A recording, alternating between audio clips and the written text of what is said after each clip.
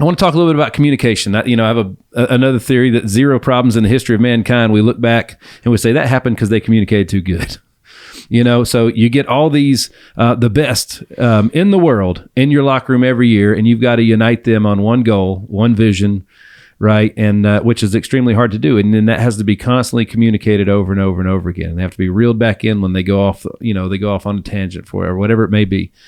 And now you're having to do that from a different place, from a different chair, I guess, right? So talk to me a little bit about one, because it seems like you spend a lot of time focusing on communication, making sure that everybody knows what their job is. And that way you can do your job because you're not having to cover theirs, and so on and so forth. And I love hearing Nick Saban talk about that all the time, right? Yeah, it's a step-by-step process. So you got to be able to communicate the steps. And so, anybody can set a goal. Hey, we want to win a championship.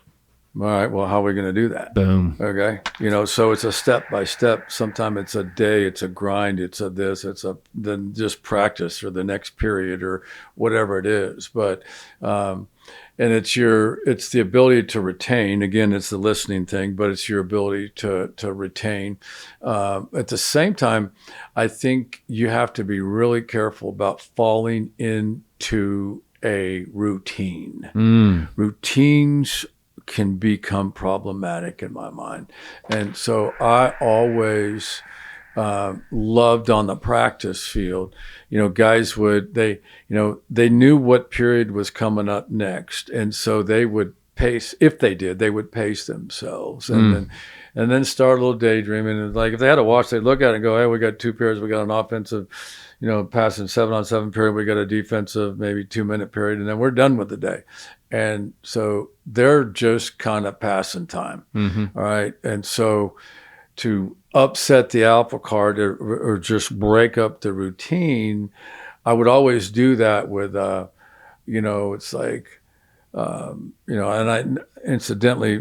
I never had a whistle. I never used. That's right. You never did. I never had a whistle. I don't think you blow whistles at human beings. You blow whistles at dogs and horses and I shit agree with like that. But I never used a whistle. So, I love that. But when you yell, they listen. They know your voice, and it's like I could be in the middle of a period and just shut it down and say, offense, ball's on the plus 18-yard line. Is 4th and goal from the 18. You need a touchdown. Defense, get lined up.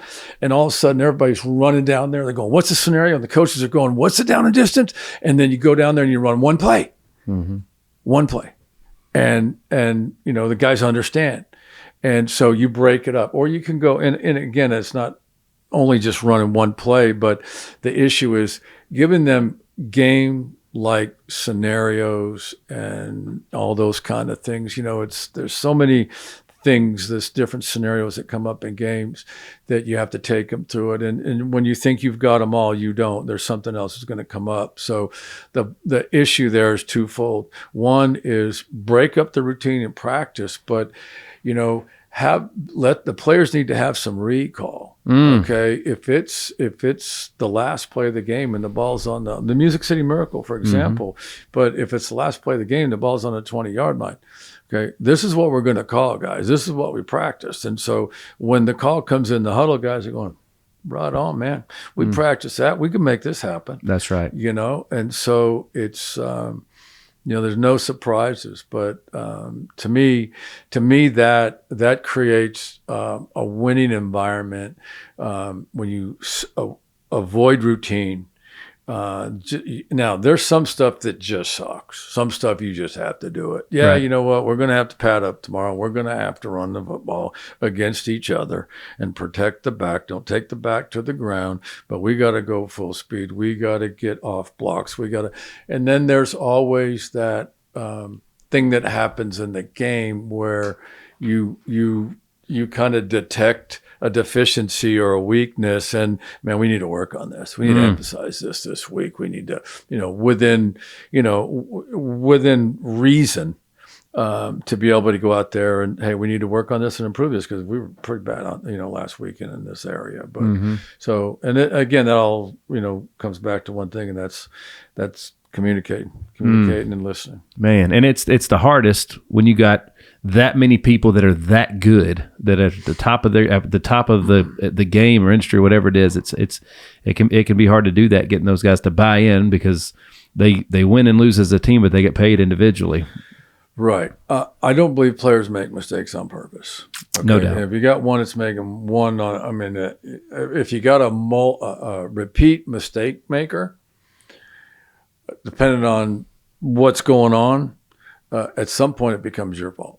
So if the guy keeps jumping off sides or keeps blowing a coverage or something like that, and I mean, he's done it before, he's done it a few times, and he does it again, that's my fault. I got to get him out. You got to get someone in there to replace him. So you got to realize where that threshold is, and when do you do that? But that don't make mistakes on purpose. And so your ability to correct mistakes and teaching and lead with positives, and hey, man, that was a great job. You got your cleats in the ground. You came to balance.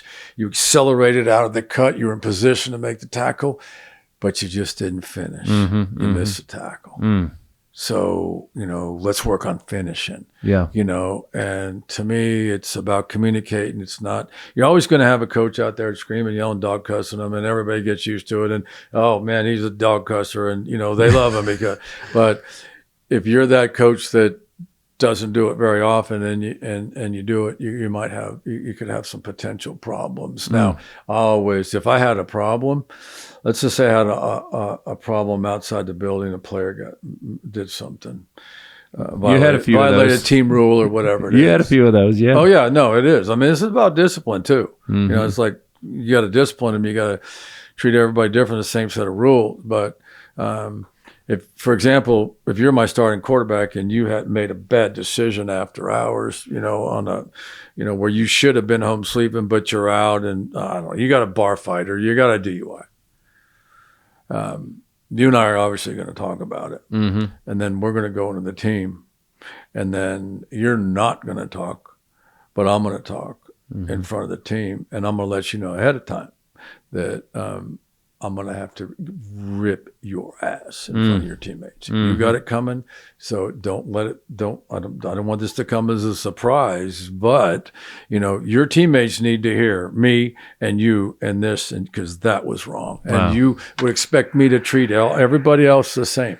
I'm not going to embarrass somebody, but you have to discipline them. And so in the NFL, there's, you got a fine schedule, a league fine schedule, that all these major fines, and then you got your own club fine schedule.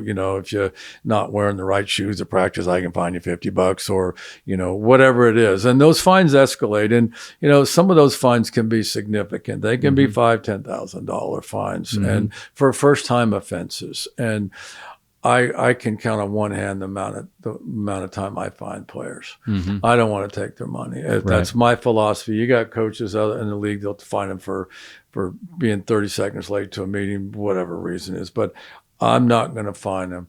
But I'm going to use the fine, okay? Because if it happens a second time, then I'm going to double it. Let's go. Okay, so I'm not going to fine you here. Hey, yeah, I know you. Yeah, you. Whatever. You ran out of gas on the way. I get it. I'm not going to fine you, this time, but next time, yeah, I'm going to hit you. And usually that takes care of it. I love it.